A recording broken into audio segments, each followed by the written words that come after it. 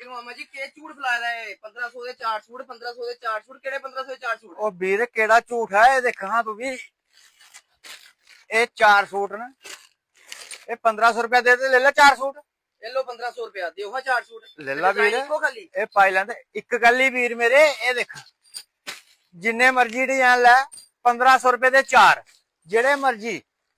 ਇਹ ਬੰਡਲ ਵੱਜੇ ਦੇ ਨੇ ਜਿੰਨੇ ਬੰਡਲ ਲੈਣੇ ਆ ਇਹ ਆਫਰ ਸਾਡਾ ਖਾਲੀ ਹੈ ਰਾਮਨਵਮੀ ਲਈ ਸਾਡੀ ਭੈਣੇ ਸਾਨੂੰ ਇੰਨਾ ਪਿਆਰ ਦਿੱਤਾ ਹੈ ਭਈ ਇਹ ਸਾਨੂੰ ਅੱਗੇ ਵਧਾਉਣਾ ਪਿਆ ਹੁਣ ਇਹ ਆਫਰ 31 ਮਾਰਚ ਤੱਕ ਹੈ 31 ਮਾਰਚ ਤੱਕ ਕੋਈ ਵੀ ਭੈਣ ਆਏ 4 ਸੂਟ ਇਹ ਬੰਡਲ ਵੱਜੇ ਦੇ